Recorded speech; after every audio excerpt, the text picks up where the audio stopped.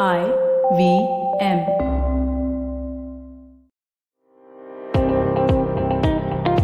Welcome to All Things Policy, a daily podcast supported by Pragati, a flagship media initiative of the Takshashila Institution. We're a bunch of policy nerds based in Bengaluru, and we like to bring a fresh perspective to Indian affairs and an Indian perspective to global affairs. So grab a cup of coffee, sit back, and join us for today's chat. Hello and welcome to All Things Policy. I'm Atish, Padhy, Communications Manager at Takshashila and your host for today. In this episode, we will be talking about political violence and how factors such as inequality, economic prospects tie into motivating individuals and groups towards political violence.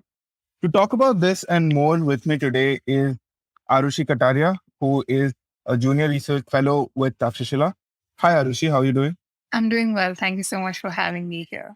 All right. So let's start with why do people protest? Why do movements begin? Right. So let's start at the beginning about what are, from the top of your head, the motivational factors behind political violence. And then we'll come to inequality and everything else later. And what are various different approaches that various research domains have taken towards understanding protest and mass movement? Right. So I think to begin with, it's important to understand that any sort of social movement, protesting anything versus any sort of social movement is a form of contentious politics. It's, this episodic public collective interaction amongst makers of claims and their objects when, there are discrepancies between the interests of these two parties.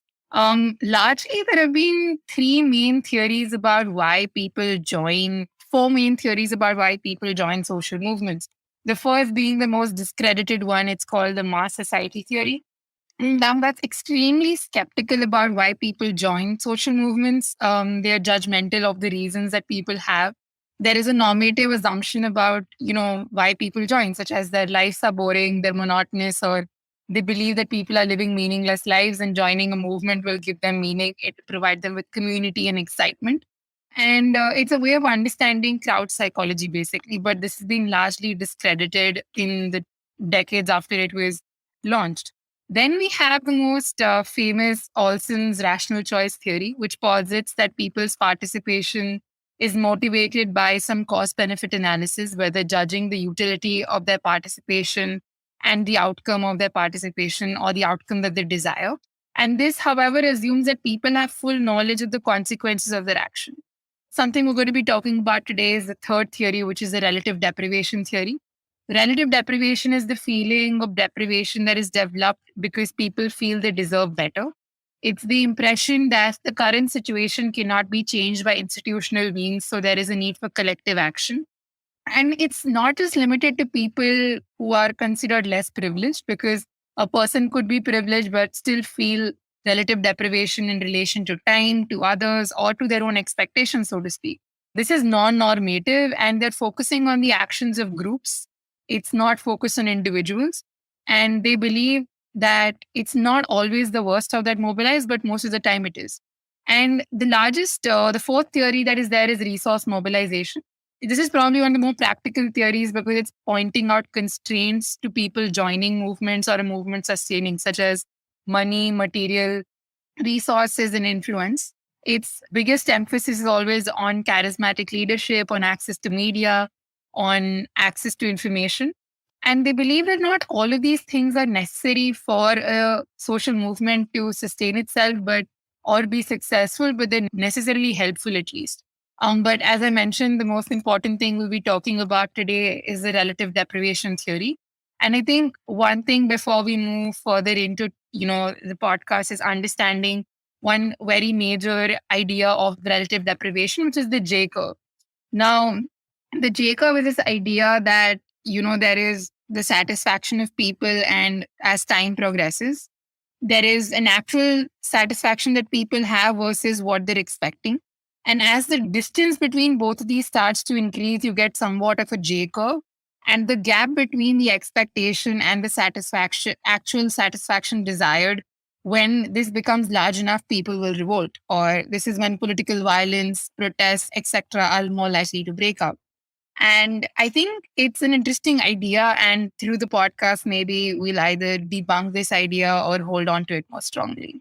Right. So thanks for covering the various approaches to why people would join mass movement. Now, the reason we began by talking about mass movements and politics protest is not because we want to equate that if you join a mass movement it has to be necessarily violent, but often some sort of mobilization is a precursor to sustained political violence. Right. Now, before we go into relative deprivation and the paper that we're discussing today specifically, which we'll introduce shortly, tell me more broadly, what is the level of analysis we should be considering? In the sense that from what you said about the various approaches, I could sense that a few of them look at it from the perspective of entirely from the perspective of individuals and their motivations for joining a movement. But at the same time, because movements by the very definition are collective action, there would be some sort of collective identity that would be extremely important in driving it towards success or just driving it towards more mobilization, right? So should the level of analysis be group based or should it be individual based? Because I can see the sense in both, but yeah, what is your perspective? Right. I think you very accurately pointed out that, depending on what we're examining, maybe the level of analysis should differ. But I think to first put it out, there are three levels of analysis that can exist. The first being a micro level where we look at individuals, their motivations, and these tend to look at people in a vacuum. The second is meso, where we look at groups and organizations or we place individuals in a larger context of the society they're working in. And lastly, we have macro, which looks at, structural phenomena, where you're looking at whether these sort of problems are existing across society, how have they been tackled before, etc., etc. I particularly feel like the meso level is the most useful when it comes to analyzing participation in movements. And this is because of the idea that a human being doesn't operate in a vacuum. They are largely motivated by factors in their surroundings and their environment, especially their socioeconomic position. And the meso level most accurately is able to examine this. And that's why I at least feel that the meso level is most important or most useful as a tool when analyzing motivations of people to join movement. All right. Before we proceed, just to go on the distinction between meso and macro, right, or the largest level, could you touch upon a little more about what are like the differences between those two levels of analysis? Because they're both looking at it from a group-based level, right, from not exactly from an individual level. And why would one want to consider a macro level? Why would one want to look at it from the perspective of a society or a nation at all, right? Wouldn't that be too large a length anyway? I think the idea becomes that when you're looking at a meso level, you're looking at people and their surroundings and the groups they're a part of. So, for instance, if one was analyzing the civil rights movement, you would look at an organization like the NAACP, which was consisting of people who came from a very particular background and had chosen a very particular way to make their voice heard. They didn't choose protest, they chose legal recourse to make their voices heard. But if you were looking at a more macro level, you would look at the race problem as a whole during the civil rights movement, or you would look at the lack of civil rights being provided to a very certain segment of society. And the distinction then comes in is that the motivations behind individuals joining groups are important in a meso level, whereas in a macro level, you're just looking at the problem as a whole. You gloss over a lot of the heterogeneities that exist between people. You begin to look at the problem itself as a monolith that does not have any distinctions amongst different people. But even if you had to look at the civil rights movement as the example I've been talking about, the approach taken by the NAACP was very different from the approach taken by the Black churches, which was again very different from people who chose violent means of protesting. And if you were to look at a more macro level, maybe or most probably that lens would not make these distinctions or even hypothesize that these three different distinctions could be possible under the same movement because it tends to find the least common denominator between all of the between this issue and the people a part of it, and it comes up with one homogeneous solution or theory for it. Right. Thank you. Thank you for that. Before we discuss the paper itself, let's take a short break. Hello, everybody. It's been another awesome, great week on the IBM Podcast Network. On Cyrus Says Cock and Bull, Cyrus, Naveen, Anirudh, and Antarish discuss how Snoop Dogg gave his personal blunt roller a pay hike because of inflation. On Simplified, Chuck and Shrika take a look at Facebook COO Sheryl Sandberg's legacy. On Pesa Vesa, Anupam talks to Vijay Mantri. He is the co-founder and chief investment strategy at JRL Money. They debunk the myth of active versus passive investing. On the Life Manifesto, Zarina teaches us the value of a good leader through the story The Emperor's New Clothes. And on Smarter with Sid, Siddharth explains how power dressing works. We got some exciting news for you. IBM Podcast has just launched its merch line, and you should check it out now. Head over to the IBM Podcast website, that's ibmpodcast.com, and click on the Shop tab to check out our first collection of t-shirts. Also, do follow us on social media. We're IBM Podcast on Twitter, Facebook, Instagram, and LinkedIn. And remember, if you're enjoying this show or any of our other shows for that matter, please do tell a friend. That really does help. Don't forget to rate us on any of the platforms you're listening to us on. And also do remember, you can check out a number of our shows on YouTube. You can go to ibmpodcast.com/YouTube to get a list of the channels that we are keeping active. We also are doing a small listener survey. If you could go to ibmpodcast.com/survey to fill this out, it'll just take a few minutes and it really helps us out. And finally, we'd like to thank our sponsors this week, SBI Life Insurance, Apne Liye, Apno Ke Liye. Jupiter, a digital banking app. Capgemini, get the future you want. Intel vPro, built for business. And Intel, future but now wonderful with Intel-powered laptops.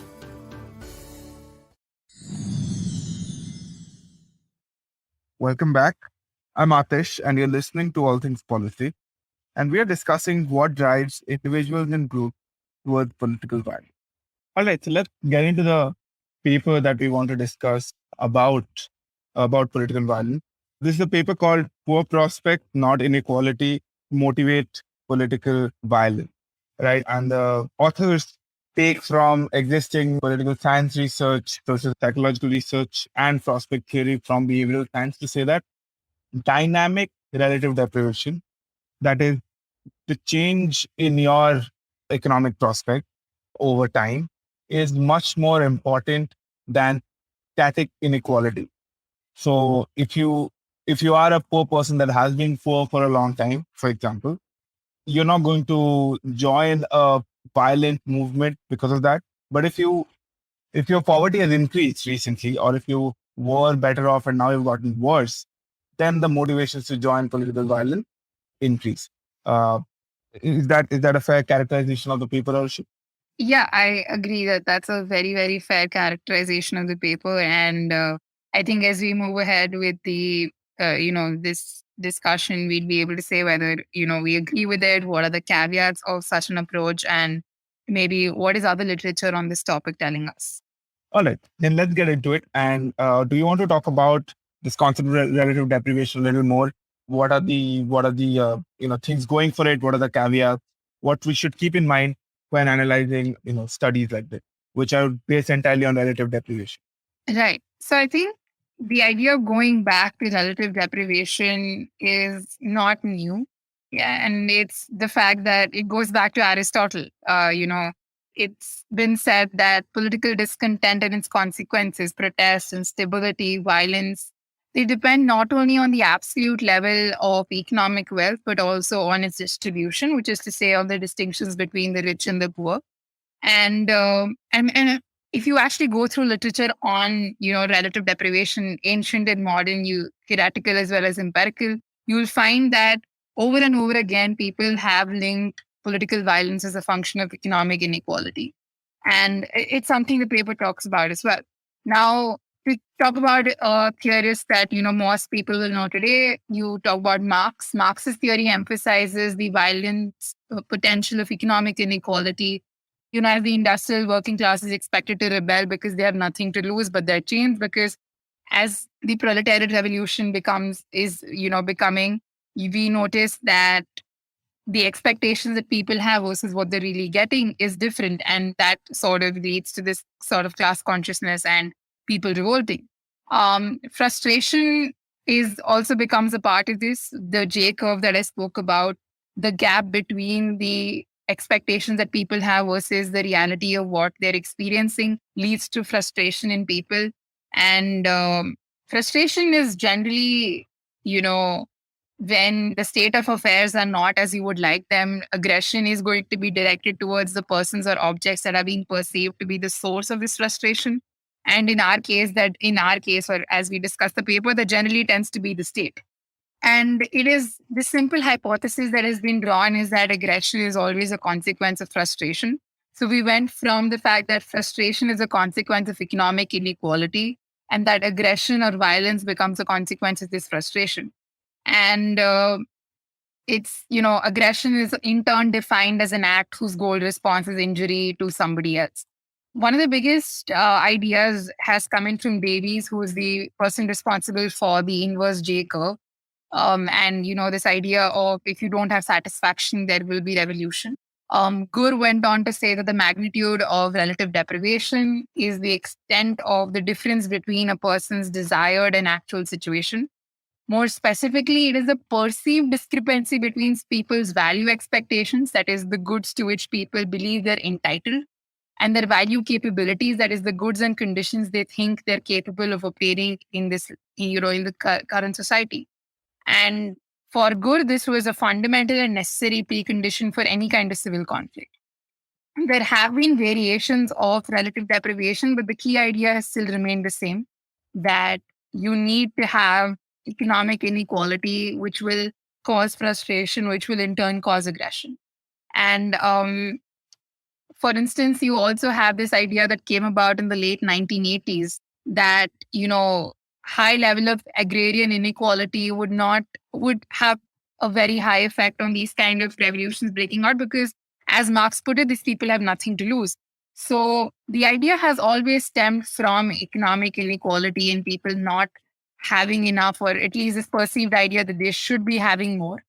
And that's the idea that relative deprivation is based on. It's extremely, extremely individual because it is on a person's perceived discrepancy between what they're entitled to versus what they can actually obtain. The caveats of such a theory are obviously what one would expect. How do you really define, objective conditions and actual perceptions? How do you, very objectively measure this gap? Secondly, there is the psychological assumption that of how people are going to behave when they're in a situation of frustration and deprivation. The connection between frustration and a person engaging in an act, however, is not as strong if you look at more general literature. And attitude cannot be a good indicator of how a person acts in the future, right? Thirdly, even though good social psychological theories are for individual responses, we have to remember that relative deprivation is looking at collective responses. And you cannot just assume that the collective is the sum of individuals and apply the same logic. And lastly, the most important caveat maybe is that relative deprivation theory has no discussion on how this collectivization of individuals is happening or how a particular outcome of a social movement occurs either. There is no clarity on the causal direction because the theory assumes correlation that does not allow us to pinpoint what was the cause and what was the consequence. And this is simply because of how descriptive the theory is in its nature. So I think that's what relative deprivation is. And those are some of the conceptual problems that exist with this theory. Thank you. Thank you for that great characterization of this key concept that we're going to be discussing. And just to add on to what you've already said, the discrepancy between objective inequalities and the perception of unfairness is extremely important in this theory, right? Because there is also in the paper towards the end, they also discuss how if there is a existing inequality in a society, people more often might not perceive it as unfairness because most people get used to their living conditions and are okay with it. But if there is a loss that is about to happen and they can feel that their prospects are going to get much, much worse, then their perception of unfairness might actually increase and therefore they might engage in or choose to engage in political violence. And that is very much the crux of this entire thing because their paper is pushing back against not just other theories of protest that you covered, like mass society or rational choice or resource mobilization. It's also pushing back within relative deprivation on the literature that claims that inequalities themselves are important for political violence, and is claiming that it's not just inequalities, but changes in the level of inequality, so to speak, or changes in the level of economic prospects of people, individuals that will motivate them. There's the theoretical conception of the paper. And then what is the methodology they adopt, and what are the findings that they arrive at? Right. So I'm not going to bore our listeners by explaining the regression models they use, but we can discuss like some caveats of the methodology that, both of us were discussing. But before that, the findings of the paper. Now, one is they want to renovate some part of this, connection between relative deprivation and political violence. And they want to look at studies to do that. So, specifically, they wanted to assess the general argument that I presented by Gar that dynamic forms of deprivation are more important for violence. And they wanted to further build on this theory by Gar by drawing on individual level research and other disciplines not limited to social psychology, but maybe broadly looking at general psychology and even behavioral economics. The paper successfully shows that perceptions of disadvantageous economic changes that don't have to be necessarily individual at the individual level, but rather could be even at a more group level, are related to motivations to participate in violence. An instance of this could be, say, changes in inequalities between groups, or rather than changes of inequalities between, say, individual A and B. And in case there is a change in this kind of inequality, it might be a reason to better predict some kind of civil conflict. Their findings also suggest the same thing, that group level grievances are associated with violent motivations. However, they also find a small caveat to their findings is that there are some individual based grievances also that relate to such motivations. Therefore, while largely a person is motivated by, say, meso level changes, there are some times where, you know, their individual based grievances could come into play. And I think the most important of these individual level grievances then becomes a person's identity, which is the idea of horizontal inequalities, which we could get into in some time. And lastly, the study has been, could be considered as instrumental in trying to integrate psychology into trying to study large macro political phenomena like social movements, as well as trying to see whether individuals can be looked at in this sort of vacuum that we've been thinking of them as. And yeah, on that note, Atish, do you want to maybe talk about some of the limitations of the study, both that the authors have identified and that you did while reading the paper? Yeah, actually, but so before that, the methodology that they adopt is they use very large survey data. Total number of participants are, I think, more than 51,000. Now, this survey was conducted not by them, but over 5 different phases through an organization called Afrobarometer in various African countries.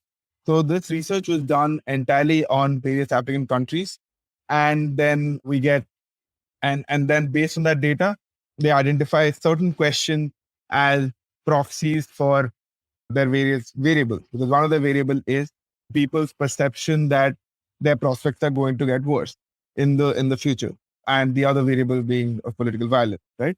And they take both of these, and through their model, they try to find associations between this.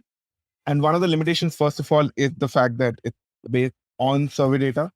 And they, of course, identify this in the paper, right? Because there is non-response bias in the sense that something like political violence is extremely sensitive, right? It's an extremely sensitive subject.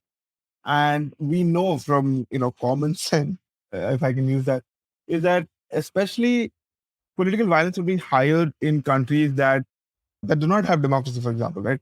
Which do not have those means where people can be heard without a large level of chaos. But that also means that in those countries, people that are guilty of violence would actually be much worse. The punishment would be much worse, right? Because if you're living in a country that is ripe with civil conflict, and then maybe there is some sort of normalcy that has been restored by someone coming to power, and you have engaged in violence, you might not want to agree to that, because that might mean that you might attract attention and and suffer repression because of your engagement with violence. So that means that there would be a huge non-response bias in the survey, in the survey data they have collected, because people might not want to agree to the violence. They also say that the parameter they use to measure relative deprivation, that shows that among the non-respondents, in fact, the deprivation measure was higher. So that means their study actually underestimates the relationship between poor prospect and political violence, because the people that did actually respond do not have as bad a relative deprivation, like they're not as bad on the relative deprivation scale as those that did not respond. That's the first limitation. Now, secondly, and this I don't know if it's a limitation, but just some more of a truth about studies like this in general. At one place in the methodology, they identify a very interesting statistic. They say that there was a question whose responses they analyzed to get here. And the question was, how do you see your prospect in the near future, right?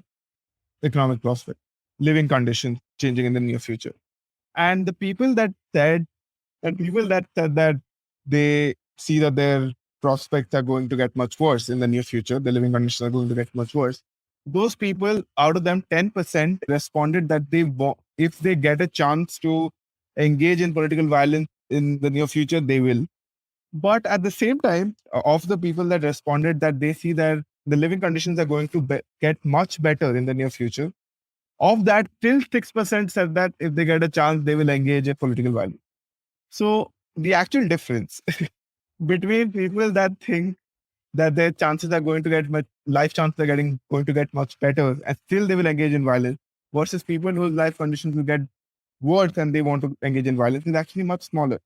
So I think that just shows us that often people that engage in violence, often that people that are willing or at least express the intention to be violent, because as Aarushi has already pointed out, intentions do not always translate into action. People that at least show their intention to be violent, there must be some inherent reasons why they are already predisposed towards that, and maybe all other environmental factors do not matter as much.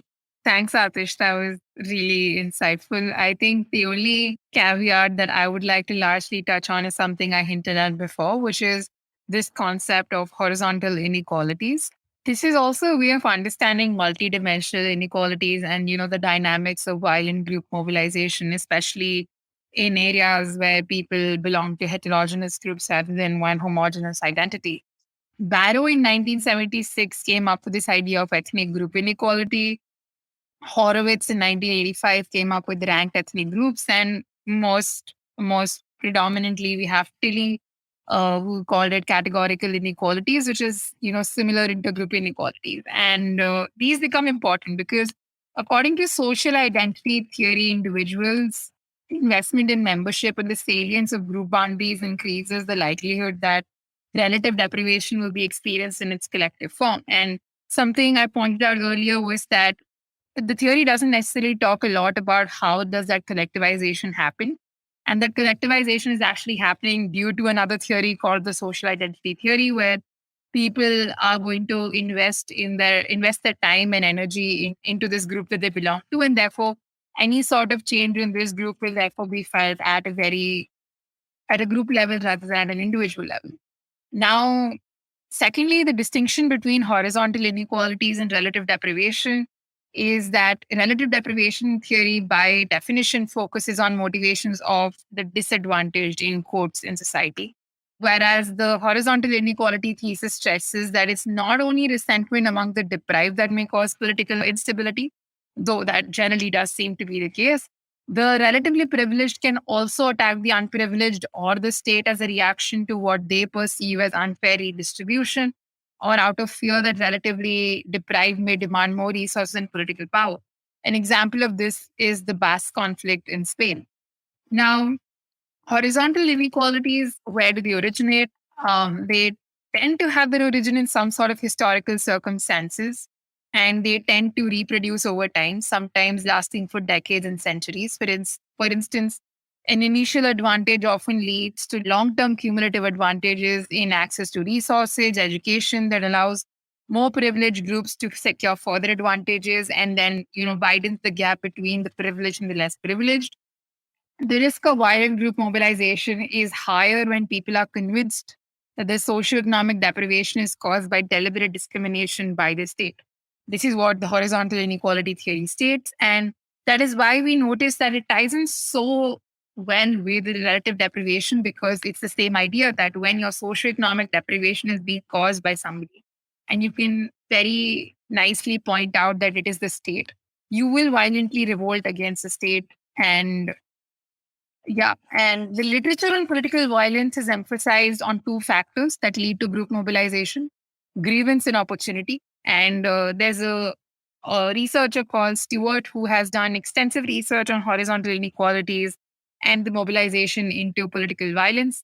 It's Stewart argues that in societies where economic, socio-political inequalities coincide with ethnic cleavages, when identity becomes a mobilizing agent that can lead to political violence. And given the fact that this paper particularly is researching African countries, it it felt almost like a very jarring caveat or limitation of the paper to view people in a vacuum rather than identifying that they are part of a larger socio-political economic sphere, and their identities are very, very intimately tied with those spheres.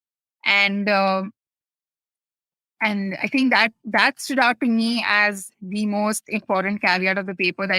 And while the authors do identify this as a limitation, they don't. Believe that it's an avenue for further research.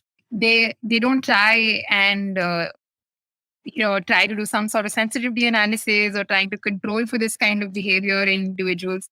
And secondly, all of these are surveys where people know that, they're being surveyed for a very specific purpose. And to go back to something Deborah Stone mentions in Policy Paradox is this idea that when people know they're being measured, that behaviors change. Therefore, given the fact that a lot of subjectivity can creep into these surveys, and as you mentioned, that socio-ethnographic and social psychology tends to embed themselves into the environment of the very people they're surveying. They become a part of the environment. It's quite possible that the results are not an accurate representation of who the people are or what their real motivations were. And therefore, controls for these kind of things should have been placed into the paper to make it probably a more robust and stronger paper in its empirical strategy.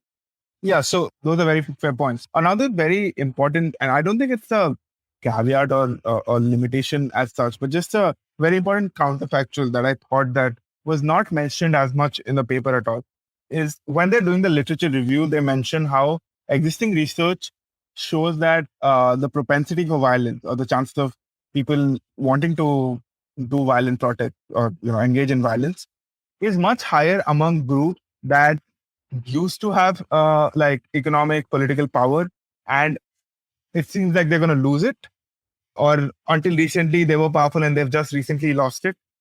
And I thought the opposite would also be very true, right? Because if there is a perception amongst a group that they have historically not been in power, and they in fact come to power after that, and by power I mean not just political but also like economic power, then they might also engage in that sort of retaliatory violence.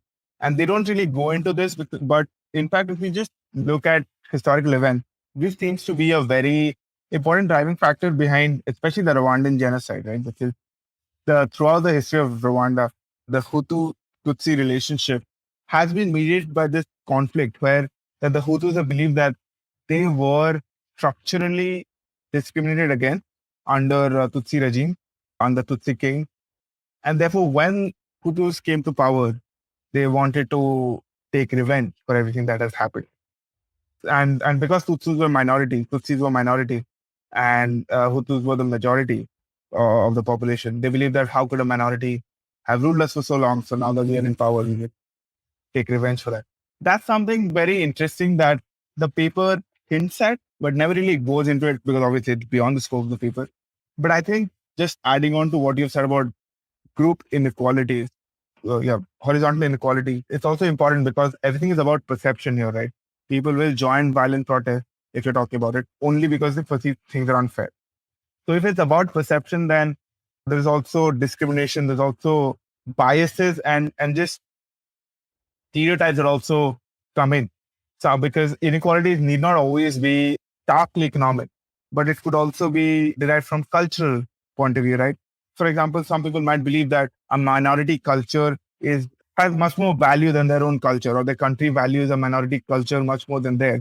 And that might result in a sort of political violence. And I think that's another important way in which we should understand this, because when we talk about inequalities, it need not always just be economic, especially in countries that might not have as stark economic divide, but might still have violence. Because if a country gets richer and objectively all people are better off, that does not mean there would be no political violence. There might be less of it, but there could be political violence due to other kinds of inequalities, like the cultural ones that I was talking about. So yeah, I think that's what I wanted to add. What do you think, Aarushi? Do you agree? Do you have anything else to add? No, I think I completely agree with you that more often than not, we end up looking at just one side of a relationship, where we tend to argue that the less privileged are more likely to revolt.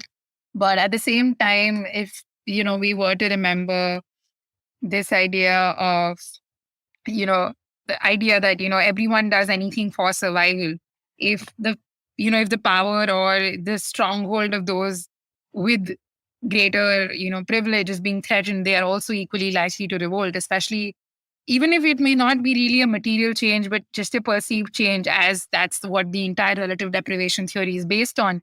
Yeah, so I think it's necessary that when we as researchers look at a problem, we're not limiting ourselves to just one side of the sphere, and we account for both. While, especially undertaking such large scale studies, we could fall prey to, say, some sort of reverse causality or some sort of omitted variable bias, which both of these problems become visible in looking at just one side of the lens of saying that less privileged people are more likely to engage in political violence.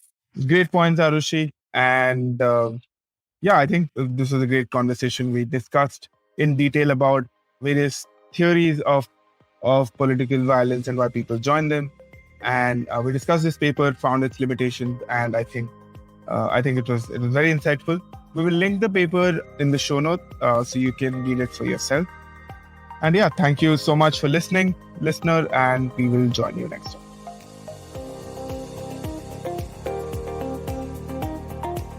If you liked our show, don't forget to check out other interesting podcasts on the IVM network.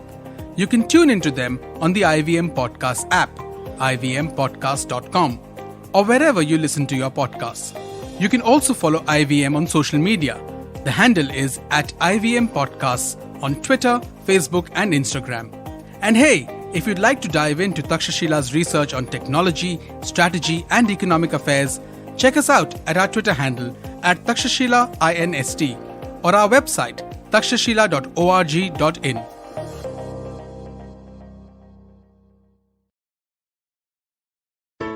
There's a quick survey to fill out on ivmpodcast.com/survey. It lets us know a little bit more about who's listening to us. And you know what? We're going to do a few prizes. So, we'll do a random drawing of maybe 10 people and we'll send you all some swag. Remember, that's ivmpodcast.com/survey where you can fill out the survey. Don't you think that if everyone around you is getting smart, you better be smarter? Hey there, I'm the traveling professor Siddharth Deshmukh, and I'm back with season 2 of my podcast to make you smarter. Smarter with Sid. What's this season's focus about? Well, it's about 10-minute nuggets that will make you stand out at work. It's time to go from smart to smarter. Tune in every Tuesday and Thursday and become smarter with Sid.